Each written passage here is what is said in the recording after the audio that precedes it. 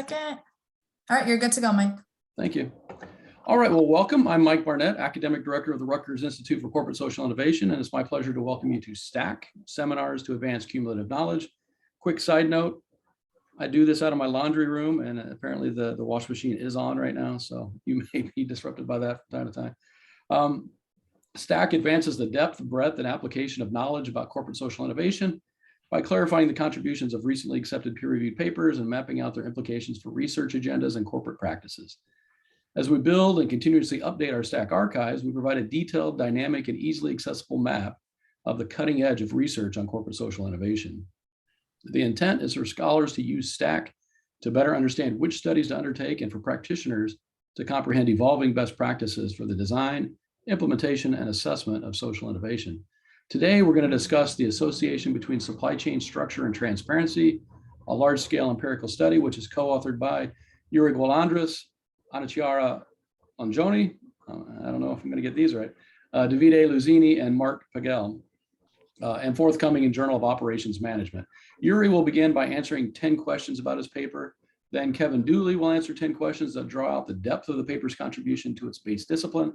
Next, Vivek Sundararajan will answer 10 questions that clarify the breadth of the paper's contributions beyond its base discipline. Then Gonzalo Quinteros Paz will answer 10 questions that address the practical impact of the paper.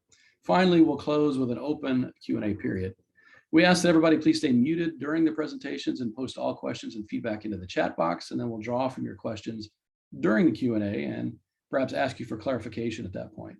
But let's get started with Yuri, and I'm going to share my screen and pull this up now.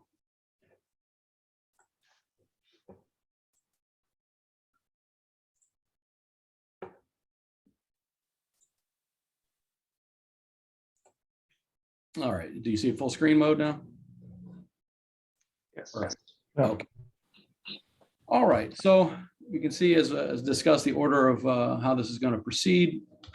And let's just begin then with Yuri and ask, what is this paper about? What is the problem that it addresses?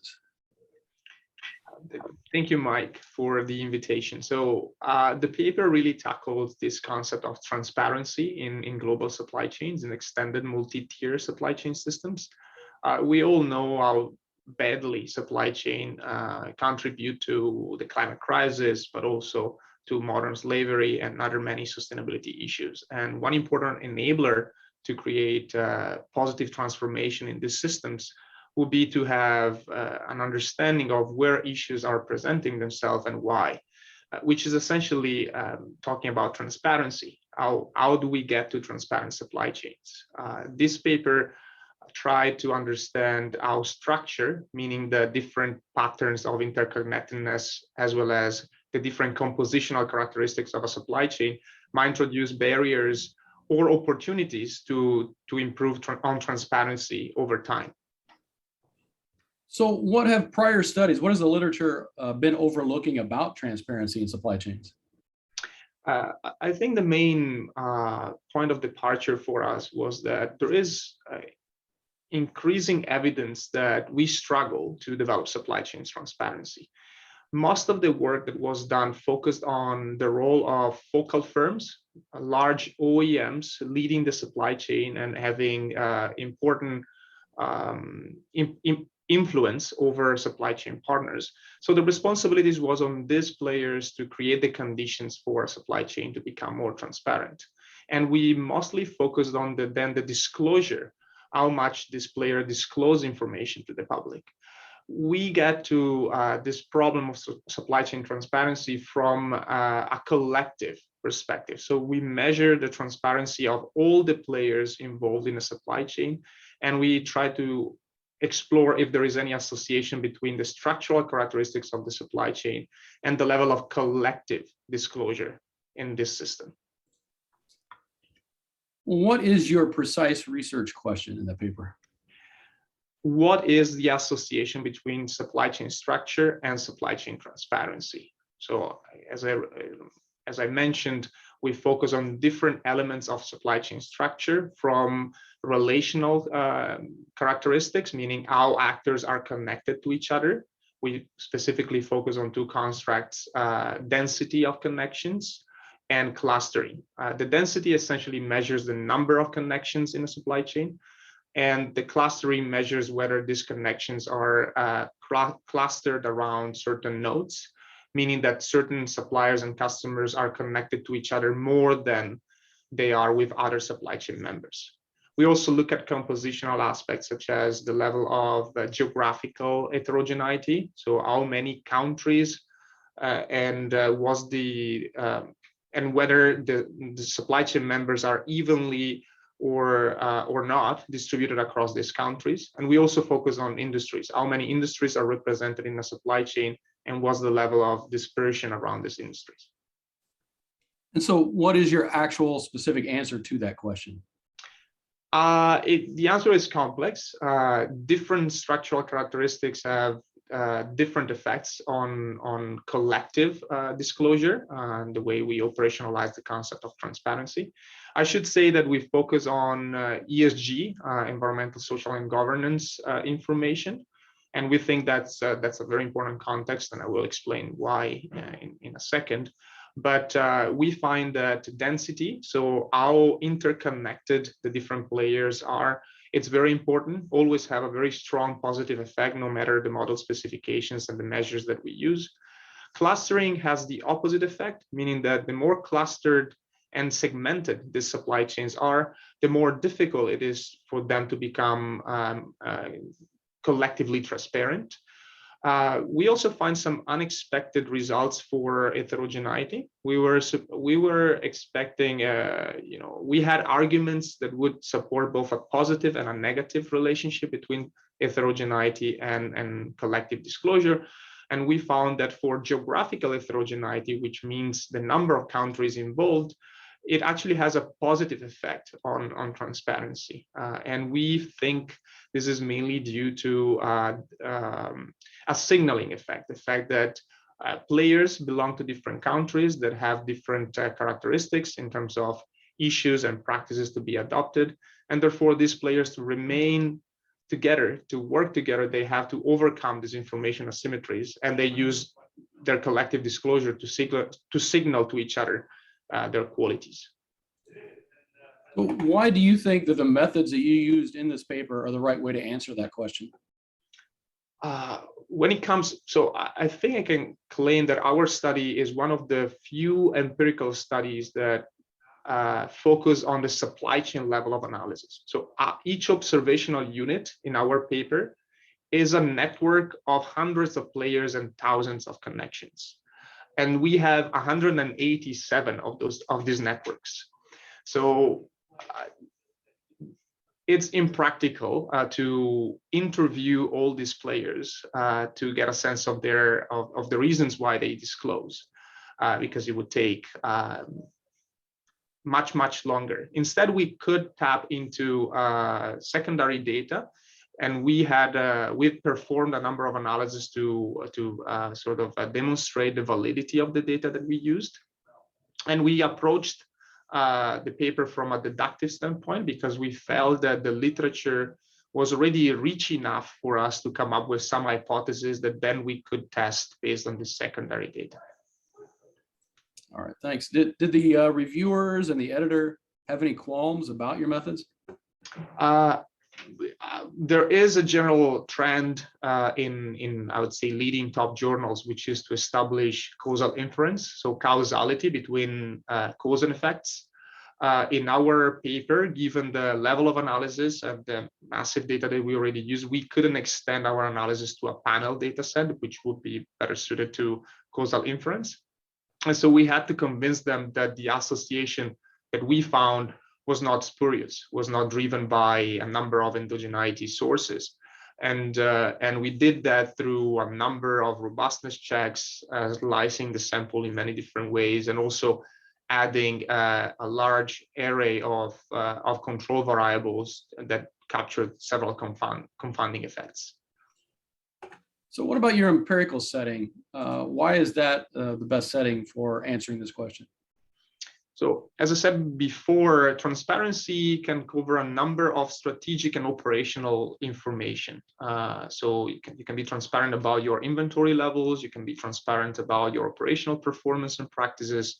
We focus on ESG, environmental, social, and governance, for a number of reasons, especially three, I would say. One is that we wanted to focus on important issues, sustainability issues, and so focusing on ESG could allow us to speak about these issues. The second one is that ESG information have a lot of value for external stakeholders, but it's not clear what benefit disclosing ESG information can bring to the supply chain members. And so because we wanted to study a collective phenomenon, we felt that ESG was naturally a collective context, because when you disclose to benefit others more than you do to benefit yourself. And then the third, which is a more practical reason, is related to the availability of data. Companies do not report upon inventory levels and operational practices. They are increasingly under pressure to report ESG information. If they don't disclose this information, you get a zero, meaning you are opaque. But if you do disclose them, there are databases and artificial intelligence algorithms that serve the web continuously to capture the amount of information, of valid, reliable, and material information that organizations publicly disclose. All right, well, back to those pesky reviewers and editor. I mean, what did they say about the setting?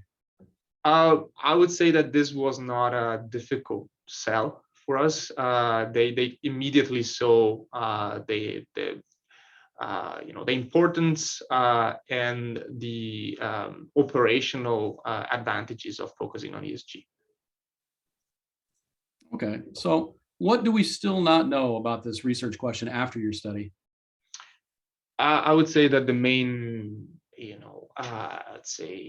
main limit of our study is around the theoretical mechanisms. We can, with some level of confidence, say that there is an association.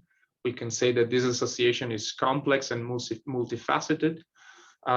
We can say that this association is consistent to a number of alternative variables, so robust to alternative model specifications. But we cannot be 100% sure about the underlying mechanism. So why is it that certain structures lead to certain collective outcomes? We hypothesize that, for example, density is important because, according to the literature in economics and sociology, the more interconnected we are, the more social capital we develop, which is essentially means we are better able to develop norms, behavioral norms, and enforce those norms. So this is one mechanism that we hypothesize based on Coleman 1990, but we are not 100% sure that's the reason why density is connected to transparency. Same thing for clustering. And I would say that even more important would be to investigate the relationship between geographical heterogeneity and transparency, because I think many would recognize that to be a non-obvious result from our research. All right, let's close on a fun one. So if you had the benefit of hindsight and had to do this all over again, what would you do differently? So it was a long process. From when I started gathering data, it was 2014 or 15, and at that point I had an idea.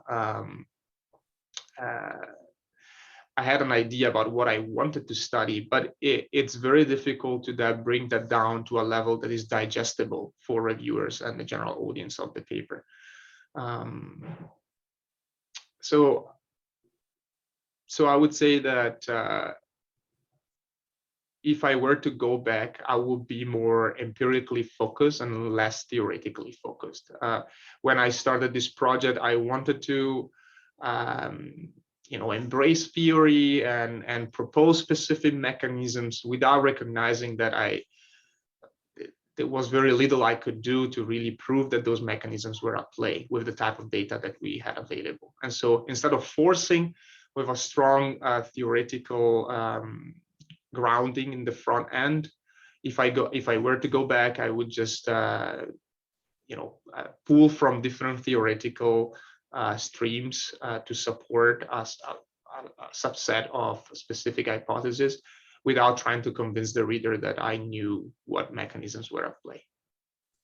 Interesting. So you more let the data speak for itself. That was, or maybe, yeah, I think I would say be less narrow on a subset of theories that I thought could be convincing, and just be more open to mix and match different literature streams to find consistent support for a given hypothesis, without necessarily claiming that I knew exactly what mechanism was behind each of these hypotheses. all right. Well, thank you very much. Let's turn it over to Kevin now and ask him to clarify some of the depth of this within the field, and start again with a broad question of, from your perspective, what does this paper inform theoretically? I think this is a paper that covers the topic of ESG disclosure, which has in the past not been the primary focus of most supply network studies. And so supply network structure has been linked to economic performance of firms within that structure, to innovation. And the theories that are used are pretty common across those studies: social network theory, institutional theory. But the topic of ESG disclosure, which, as we know from COP26 just concluding in the past several weeks, is high on people's minds, in that not only does any firm, regardless of its value chain position, have pressures from stakeholders to make ESG disclosures, but we now know that there's increased pressure for a focal firm to understand, especially its greenhouse gas emissions within its broader supply chain. And so it's relatively novel for a buyer to know what its supplier's doing relative to ESG, or let's say carbon emissions. It's very difficult and challenging to know what your third tier or fifth tier or 10th tier supplier is doing in that regard. But in fact, that's where your greatest risks and opportunities probably are. And you started to delve into it here a bit, but is there any more that you'd like to add to how this paper specifically adds to those areas? I congratulate Yuri and the team for tackling a problem as much on the boundary of our theoretical capabilities as is feasible. And I know Yuri and team had to deal and manage through the review process to get where the final paper is at. But if you strip away and look at intent, the intent here is to treat the supply network as a complex adaptive system. And, in that context, things like endogeneity and, primary cause and effect really don't have much connection to the actual theory that is more relevant, which is that this is a collective action. And there's many, many variables that go into seeing the final result. So I encourage people, if they haven't taken a look at some of the literature on complex adaptive supply networks, that would form a good basis to really see philosophically where this paper is coming from. Yeah, and speaking of that literature, I mean, in your answer to the question about other studies that are in the same vein, you note that, well, they're listed in the paper, but could you identify a couple of those, maybe discuss that comparison with this paper, or is that? Sure. Well, I'm not good at author name dropping, but I'll say that the supply network studies, empirical studies that have occurred looking at performance or innovation are largely consistent with the XY causation or correlation posed here, as is quite honestly the social, whether it's at the individual person level or the organization level, the social network, both theory and data is consistent with the propositions that have been made here. Are there some studies out there that make you think twice about what's in this paper? So I think like Yuri and maybe some of the other discussants here, I was surprised about the heterogeneity positive result. I can believe it empirically. I don't know if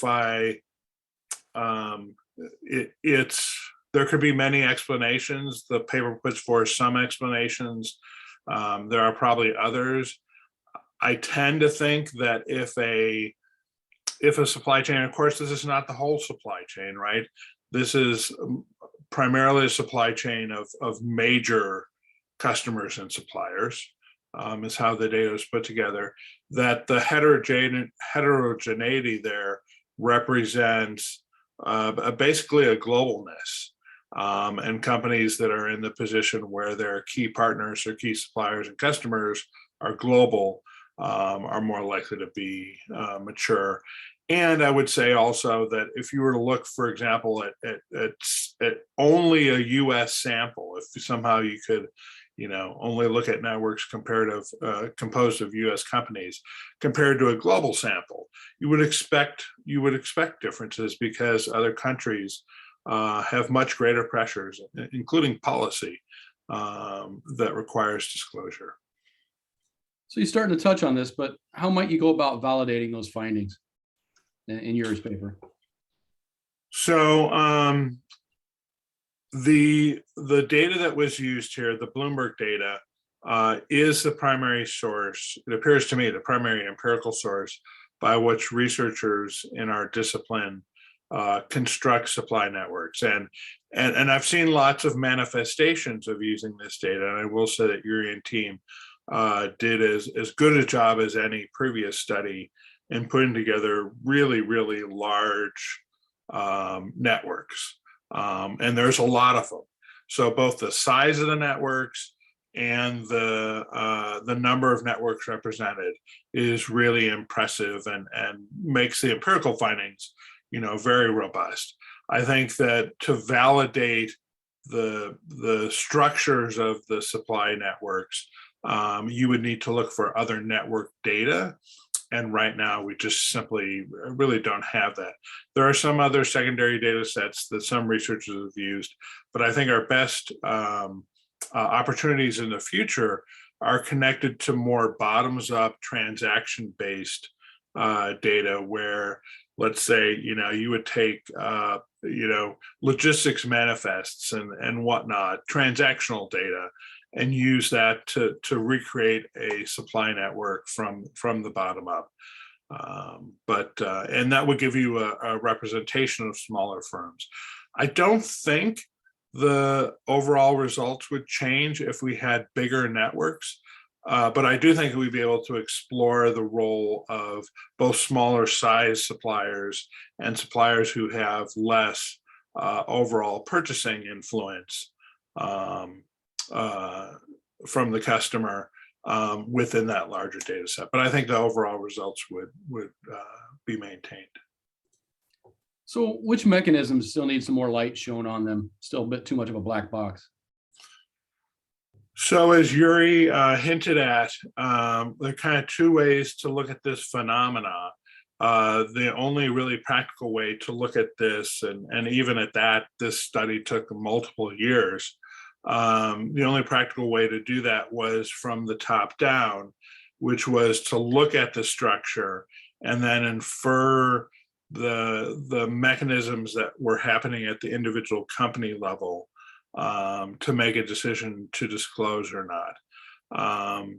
One could theoretically think of a way to construct a bottoms-up empirical approach where we went to all the companies in the supply network and we literally figured out through interviews and archival data and whatnot, what were the reasons why they disclosed. I'd say that as a compromise there, that one extension of this work would be to go beyond just buyer-supplier relationships, but also include competitors and maybe even other key stakeholders within the network, such as particular governments because of their influence in policy, or financial investors. So for researchers who are going to try and go in that direction, what would be just a clearer, more specific research question that they could address? Well, I think that if we look at moving away from a large-scale empirical study to more nuanced, detailed case studies, there are many such networks where we see broad adoption. So, for example, if we look at the consumer packaged goods industry right now, we know that over 500 of those companies have adopted goals related to the New Plastics Economy Global Commitment. If we look at science-based targets, the number of companies that have adopted science-based GHG targets has increased from 400 to 1,000 over the last year. And so there are examples that we see dynamically in real time where we see different supply networks, industries, whatnot, begin to adopt not disclosure, but really goal setting, which is related to disclosure. And it's our observation that it's these collective goal settings and supply networks that is driving a lot of the corporate sustainability movements right now. It's not policy, it's the commitments that the executives make for their corporations, and then everybody else trying to figure out how to meet those commitments somehow. And you started to build the next couple of answers into what you just gave as an answer, but let me see if there's any additional clarification you want to make about the empirical setting that would allow you to follow up on these studies. Well, I think, again, if you're looking at using the supply network methodology as the paper did, I think looking at different types of networks or adding to the network essentially different types of links might be insightful. I do know also, for example, I've seen in particular industries the importance of industry trade associations, especially around the topic of ESG issues and disclosure. So, for example, if you were to look at the coffee industry, which is a global industry, you would see that there are different trade associations and essentially different cliques that represent the different value chain positions. And historically, there hasn't been a lot of interaction between, like, growers and roasters and distributors, not in the way that you see, for example, in the electronics industry. And so different types of industry sectors, I think, have evolved different types of or different levels of supply network coordination and collaboration. And those that are more ancient, I have observed, namely the ones in the food and agriculture sector, tend to have more barriers towards interaction between stages of the value chain, and therefore would be probably less influenced by peer pressure or norms, across those value chain positions. So same question, but this one regarding the methods. You mentioned case studies. Is there anything else you'd like to add to that? Yes, I think that these perspectives could also be supplemented, let's say, by examining the activities of disclosure that occur, that companies do on an ongoing basis. So in this case, disclosure is measured as more of a particular event. But in reality, companies disclose continuously through, for example, social media. And so as a supplement to the data, and it would require different methods as well, it might be interesting to see from both a public relations and a social media perspective how those channels of disclosure are similar or different to what we see in more formal disclosures of a CSR report or a CDP assessment or whatnot. So how hard is it going to be for others to build on Yuri's work, using the types of studies that you mentioned? Empirically, it's very difficult for our PhD students doing research in supply networks, regardless of the topic that they're looking at relative to those supply networks. If you want to if you want to use one of the established databases, your university has to buy access to those databases. And it's not cheap. I suspect that as the value of this type of data becomes more pronounced or observable in the commercial domain, that we will have additional data sets that we can purchase, but again, we'll have to purchase them. And so, one of the things that we might try to do at a university level as faculty is see what other faculty in the business school, engineering school, even the School of Sustainability might have interest in similar data, and kind of convince the university to take on the expense of providing these resources. I'll also say that while there's growing amount of software that can do the calculations for graph theoretic metrics, that the reality is that the state of the art, which is where reviewers are always going to push us, doing those state of the art techniques, that's not something that you just pull up in an R program. And so there can be a lot of sophistication that's required to actually employ the state of the art metrics in graph theory. All right, thank you. Very incredibly insightful stuff. We'll now move on to Vivek, who's going to extend the reach of Yuri's study. Unfortunately, Vivek can't be with us today. He got called away at the last minute, but he did pre-record a video that answers his 10 questions. So I'm going to stop sharing this screen, and then I'm going to pull up a video. I'll share the sound on that video. He's speaking fairly quietly, so you might have to turn up the volume on your own computer as well. Let's see if I can get to it here.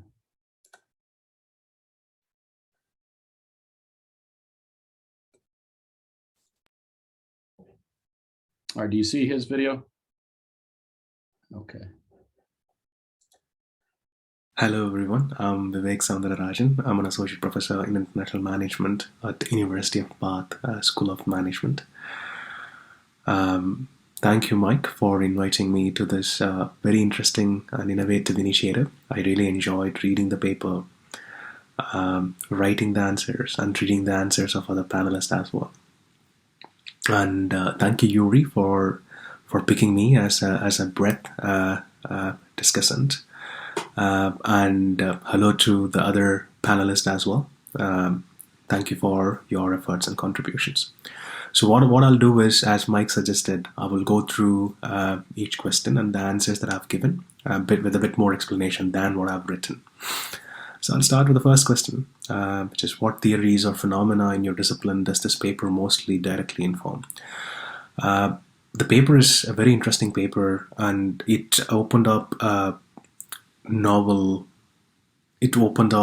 some interesting insights that I have not come across before.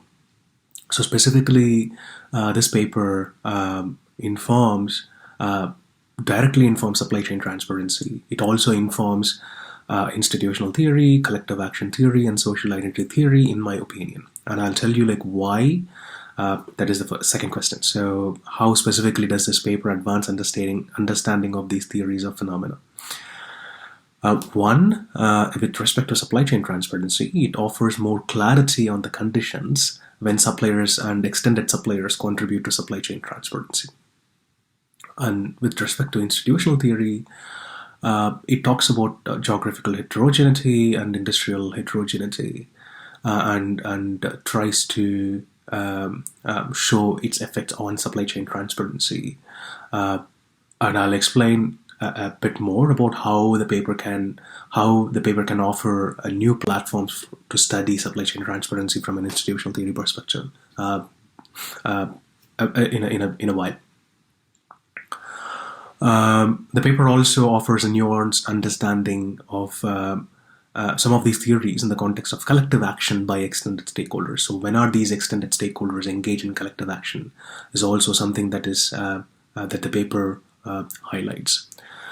By highlighting the grouping phenomena, the clustering phenomena, the paper also highlights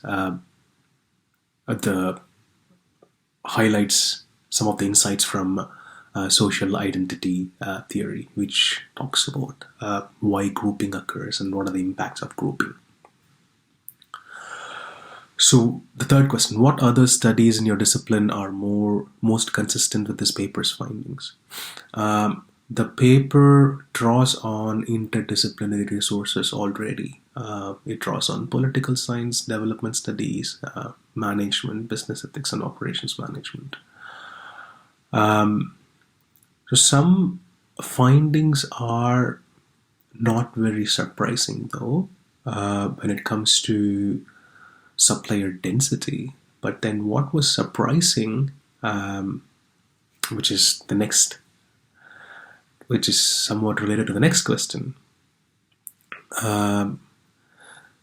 So the relation between supply density and transparency was expected, but then the relationship between supplier heterogeneity and clustering and transparency was a bit surprising.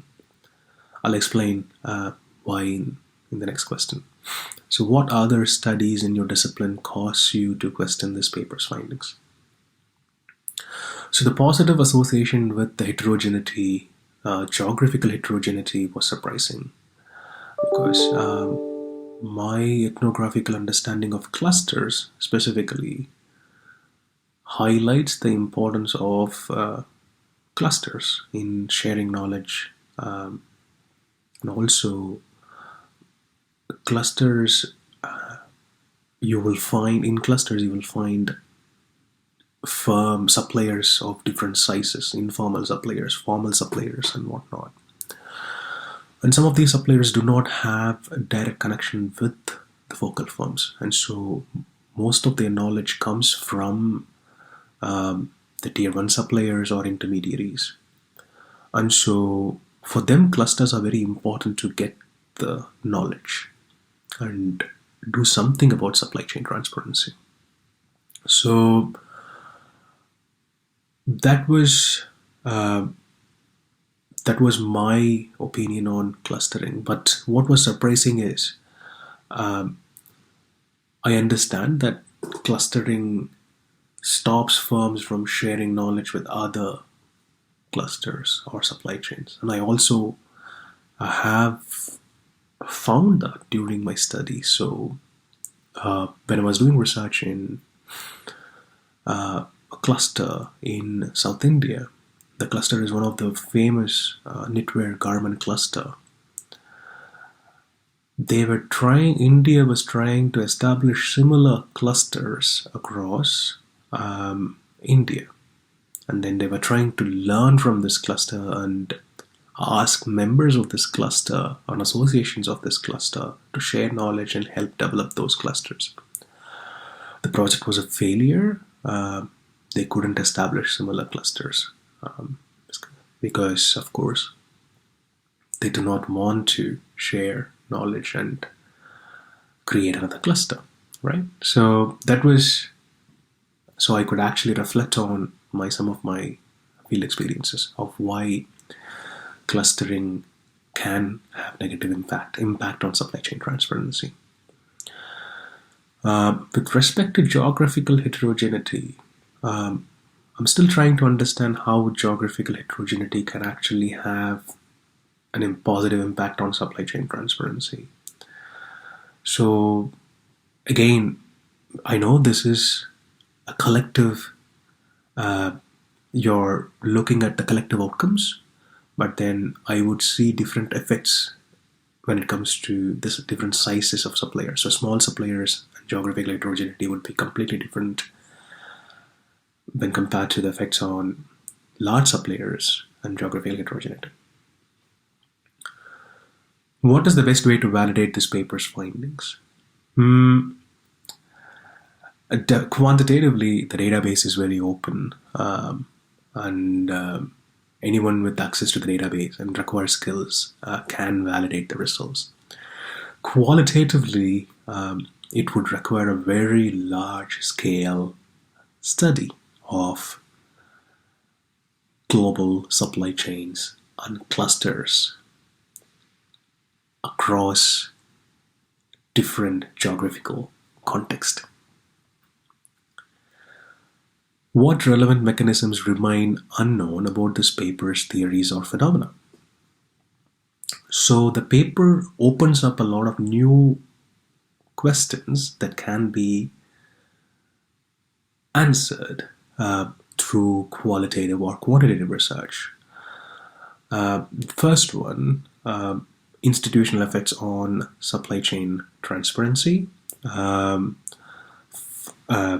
and then focal firms' relationship with suppliers and supplier reciprocity, the role of supply chain and social intermediaries in improving supply chain transparency, the role of industry associations in improving supply chain transparency, bottom-up local initiatives aimed at supply chain transparency, institutional effects on supply chain structure. So there may be questions focused at supply chain structure and not just supply chain transparency as well. So what kind of a structure emerges as a result of some of these effects of institutions or any other factors? And then how they are related to supply chain transparency would be interesting to study as well. How would you refine the research questions to study these unknown mechanisms? I would keep it open and focus on the how, why, and when questions related to supply chain transparency. So for example, I would ask, how are supply chain structure and transparency related? Why are supply chain structure and transparency related? When are supply chain structure and transparency related? How and when can supply chain and social intermediaries improve supply chain transparency? How and when can industry associations improve supply chain transparency? How and when can bottom-up initiatives to improve supply chain transparency developed? How do institutional effects contribute to supply chain transparency? Or how do institutions affect supply chain transparency? And the next question, what empirical settings would be most useful to study these unknown mechanisms? So I would focus on product-oriented global supply chains. So for example, I would study carbon supply chains and focus on a particular country's focal firms and then follow their whole supply chain and try and study when are these suppliers more transparent, and try and study the effects of structure and other factors that I've highlighted in the previous answer. And what methods would be most useful to study these unknown mechanisms? I'm a qualitative researcher and ethnographer.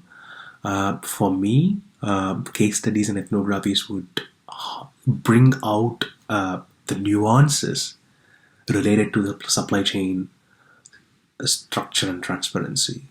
And also it would bring out other factors that may contribute to different forms of supply chain structure and different relationships between supply chain structure and transparency. So what difficulties will scholars face in further advancing this area of study? When it comes to research on sensitive topics, both focal firms and suppliers are not very open.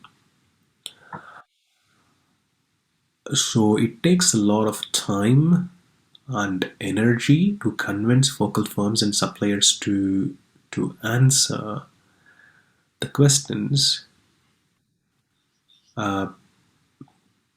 And even if they answer questions, sometimes they will answer questions in a very polished way, which may not be helpful if you want to develop a nuanced understanding of a phenomena.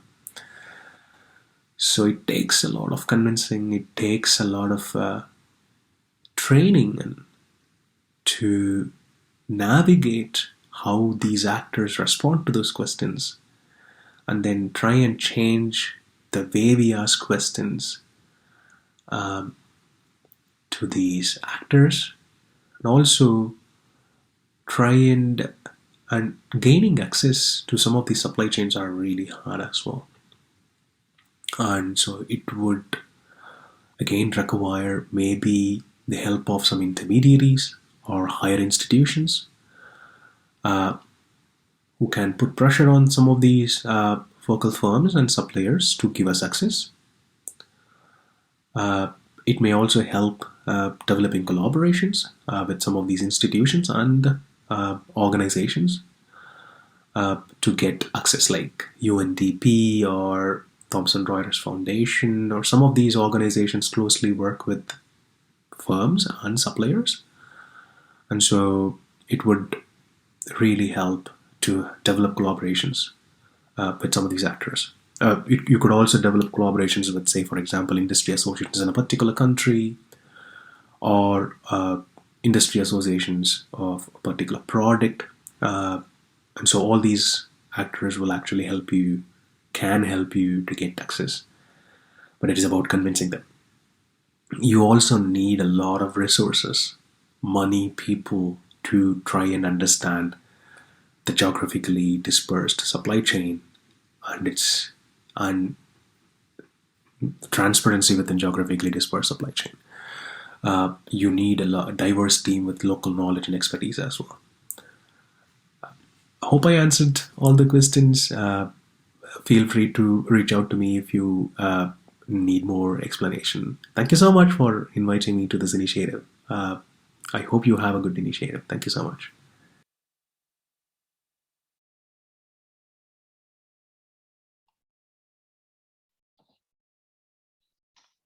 You're muted.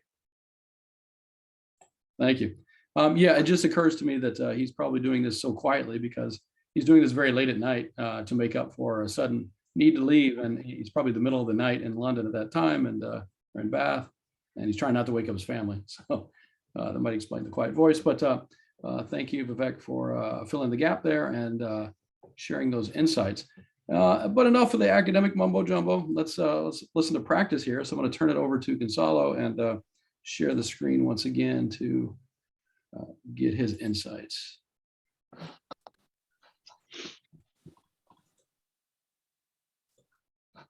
All right, you're able to see the full screen again? Yes. Okay, great. All right, so let's get into this then. And let's start with the first question of, in very practical terms, what is this paper dealing with? Look, I found that the paper is dealing with a problem that firms face more and more, that is to increase transparency across their supply chains in which they participate. And I think that looking into structure of the supply chains to see if this has a significant effect on this is a very interesting way to go about try to provide a framework to allow people to understand this and work towards more transparency. So what is it that managers now know that they didn't know before as a result of this paper? Well, like I said, going through this paper, I think this provides a starting point for people to know where to invest resources. Some of the people in the panel were talking about how intense of an investment this needs to be in terms of resources, people, and time to really start understanding where you can work on to increase transparency. And I think that this provides a starting point, like I said, because it tells you what are the things that you can look at, in particular mapping your supply chain and see where you can start making decisions in a way that is consistent with the framework, to see if you see the effect that is explained these variables have into the transparency that you can get. Are there parts of the paper that make it less accessible to managers because of the way it's written or approached? Look, I think in the academic environment, this is fine. The variables, the math that is used needs to be there, and I think it's properly explained. Now, my take is that to really apply this in a corporate environment, there needs to be a refined version or a very practical and straightforward version, because people are very busy more and more right now. And again, I think that putting this in a way, or boiling it down to a way that people can understand and really see what are the conclusions and what are some of the insights that can be followed in order to start looking at the how you increase transparency, then it will be more effective. And do you find the paper's findings to be consistent with practice? There are findings that are definitely consistent when you look at the density of the supply chains and really expecting that to have a positive effect in transparency. I think that's consistent with what I would have expected. Similarly, the negative effect of clustering, again, when people start to getting too close, you know, that the collective outcome of those supply chains could be restricted in terms of the transparency and how much they share. So I think those two, as I was reading the paper before getting to the conclusions, I would have expected to be true hypothesis. Yeah, so that goes into the next question, which is, you know, did you find things in there that just don't seem to jive with reality in your view? Look, I think the one that I maybe had a little bit of surprising was the industrial heterogeneity, because I would have expected that as people from different industries connect and see those industries that are more advanced and more transparent, those connections and those different or that extension of those concepts or learnings from different industries, sharing those standards or kind of would elevate standards right across different industries. So I would have expected that this had a positive effect.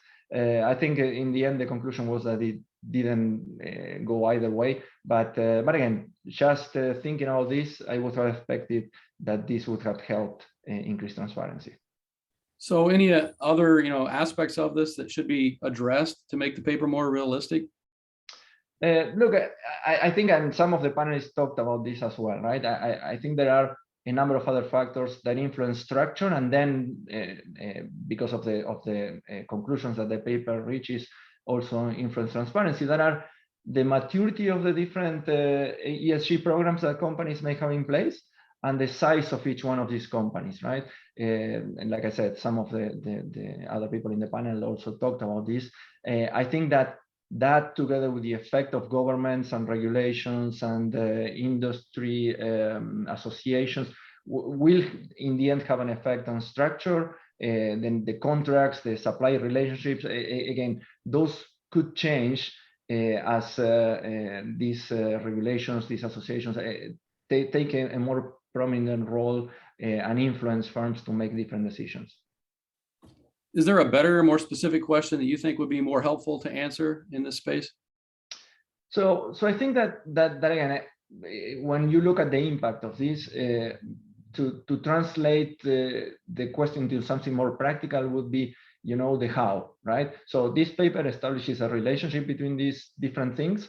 But then the next question in my mind would be, okay, so what do we do about it? What now, right? How specifically would you go into increasing transparency by understanding the structure? Like I said, the paper mentions some initial thoughts in terms of doing the right mapping of the supply chain.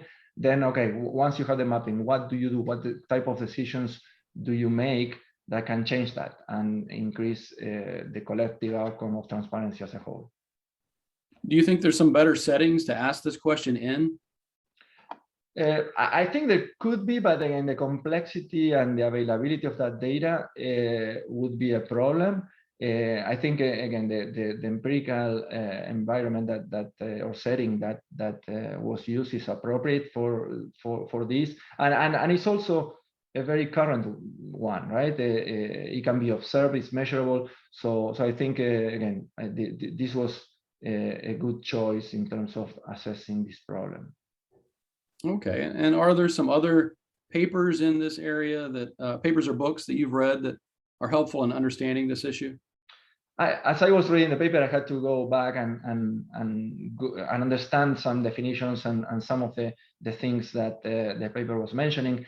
So I dove into some of the reports you see on the screen. But in the end, I mostly looked at this from my personal experience and professional experience, and try to think again. Somebody gets this in their hands and are in a position in where they can influence the decisions that their firm is making. Well, what is it that they would do? What would they think? And again, how would this help them in their day-to-day experience? What else do you think would be useful for us eggheads to study? Okay, so beyond some of the things that we talked about before around diving into the maturity of the ESG programs or the different sizes of all of the different companies that are part of these supply chains, I think looking at the future and being that this is a type of information that sometimes firms that don't trust each other necessarily are reluctant to share, thinking on the future, I would like to see how the technologies like blockchain, in the context of companies that have their own information and an interest to protect and don't necessarily want to share some of these things without protecting it appropriately, right? How would that influence this whole problem and this whole question? And would that be something that actually helps increase transparency? That's what I would think of.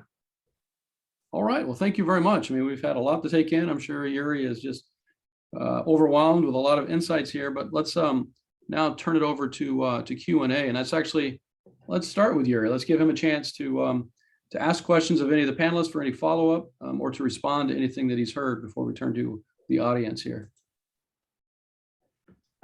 Yeah, well, thank you everybody for taking the time to read the paper. I don't expect a manager to find that a nice exercise, because the paper is clearly written for an academic audience, so it speaks a different language, and so we are working actually towards a shorter version for managers. For Gonzalo, I have a question about. So I actually have a comment about industrial heterogeneity and a question about geographical heterogeneity. So with industrial heterogeneity, what we found that obviously in a 60 pages paper, it couldn't find space, is that usually the more industrially heterogeneous supply chains are also the more clustered and the less dense. Or essentially there is a positive correlation with clustering and a negative correlation with density. Meaning that essentially, if you have an heterogeneous supply chain, suppliers tend to cluster together. So if you think about electronics, there are the different components, and therefore you have these different clusters for the different components that come from different industries. But essentially, what matters at the end of the day is the clustering that result from heterogeneity rather than heterogeneity itself. Which is what we learned, and we couldn't explore this mediation effect, but it was quite evident in our analysis. And then the question for you, Gonzalo, is you sort of, based on your explanation, I assume that you kind of buy the effect on geographical heterogeneity. So why do you think there is this positive association, or why you were not surprised? Yeah, I think that was one that I didn't necessarily expect, but I was neither surprised by it. Right, it was one that was in the middle, and I had to kind of understand what you were concluding and dive a little more on the explanations. And I think that what I found from what you what I found that kind of convinced me on that sense was what you were saying in terms of like being having companies that were necessarily in a different geography and not necessarily direct competition to others, right? Open people up to share more, right? So I think that when I saw that, I said, yeah, that in the real world and in the discussions that I see happening day after day, that kind of makes sense, right? So I think that was a part that convinced me that, or didn't surprise me as much. But at the beginning, when I read it, it was not necessarily intuitive to me. But when I looked at your explanation, then I related back to some of the things that I see day to day, and then it made sense. Thank you, Gonzalo. Mike, if I may, I see the question around geographical funding. And I want to clarify that in our paper, we actually have 12 controls. One is for the cultural aspects. So we look at where the focal firms come from, and if that has a significant influence. We compare Asian, European, and North American organization. Actually, that's a very dominant control, showing that when the supply chain is skewed towards Asian countries, there is a higher collective disclosure happening, mostly driven by collectivism, we expect, and some other practices, kairetsu, that are usually implied by Asian companies of buying each other shares to control what they do. Obviously, once again, a theoretical mechanism that we don't fully control, but was there. Another one that we control for is the size of the players in each supply chain. So at least we partially get a cleaning away the effect of sizes. Another one that we control is stakeholder pressure. So we look at the ESG risk index of the different industries that are involved in this supply chain, and we come up with a aggregate index, and we control for that, which is also significant in our models, meaning that those supply chains that are perceived to be more polluting or less sustainable receive more pressure, and in turn that shape that behavior. And so we control for some of the factors that we mentioned so far. So the correlation is quite clean. Again, it's not causal, but it's quite clean.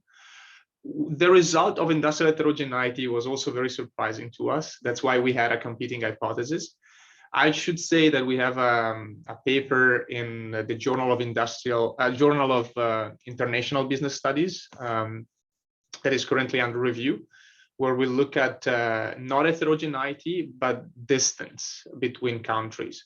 And distance can be measured geographically, culturally, institutionally, as well as, what is it? A geographical, cultural, institutional, and economic difference. And so what we find there is actually that there is a negative effect. So if a buyer is from a distant country relative to the supplier, the diffusion effect is negatively mitigated by distance, and more so by actually cultural and economic distance. Geographical and regulatory distance don't matter much. We explain how in the paper. So what is more important is the cultural differences and the stakeholder expectations in the different countries. If there are very different stakeholder expectations and cultural tendencies, then the diffusion effect from buyer to suppliers diminishes significantly, which we think speaks to two underlying mechanisms. One is a learning mechanism, meaning that if the buyer is from a different country, culturally and economically, it's more difficult to pass on knowledge that relates to how you put together data, how you should speak to your stakeholders, how to frame the messages, because you have to, relate to this different culture when you do so. And the second one, the economic, is more around the credibility of the buyer. So if the buyer is seen as a leader in the industry because it discloses a lot, this should translate into higher disclosure for the suppliers. But this credibility effect is damped by the fact that suppliers might be operating in a country where customers and investors don't care much. And therefore, there is this mismatch between the credibility of the buyer that is following a certain behavior and what's expected in the local context. And therefore that diminishes this propagation effect. But in this paper, we explore heterogeneity, which is essentially number of countries involved in a supply chain and how evenly distributed the players are across these countries. It doesn't get to the cultural, economic differences. It's more a heterogeneity argument than a distance argument. Maria, does that fully answer your question and then some, or anything else? Okay. Kevin, any follow-up?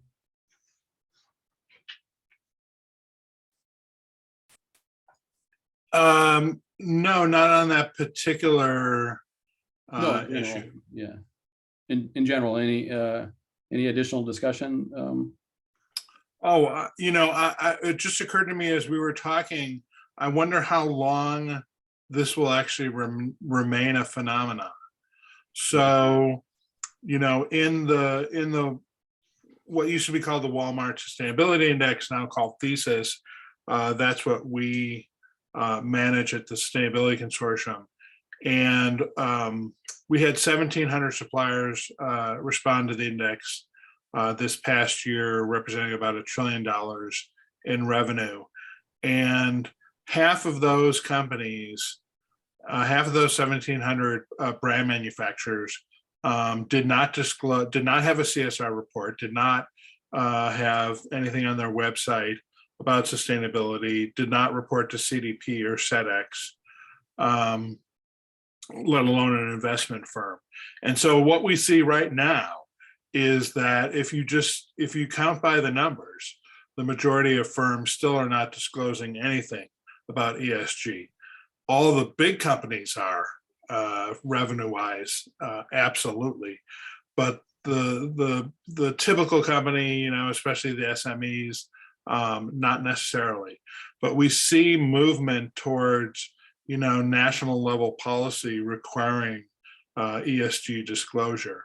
And so, I would suspect in 5 years, and of course, first that's going to affect publicly traded companies, but I would suspect in 5 years, we're going to see so much more disclosure. The difference between not disclosing and what the leading companies do right now, when I look at the leading companies that I know personally and I know what they're doing, their CSR report is a drop in the bucket, talking about what they're actually doing. They're doing so much more beyond what they can put in a 20 or 100 page CSR report. And so we have companies that are disclosing that aren't even disclosing everything they're doing simply because there isn't room to do so. And then others that still don't have a sustainability page on their company website. Gonzalo, are you sandbagging us, right, with Colgate Palmolive? You're not disclosing all the good stuff you do? We are. We have a lot of these things in our website. I invite you to take a look. Again, several of the things that Kevin mentioned are what we disclose, and very much something that we think is the right thing to do. Not only what our consumers require, but definitely part of our culture as well. Mm-hmm. I think what we wanted to do with this paper was also sort of to measure the collective willingness to share. Now, we measure it through public disclosure, but I would expect similar results to be found if we were able to get to private disclosure too.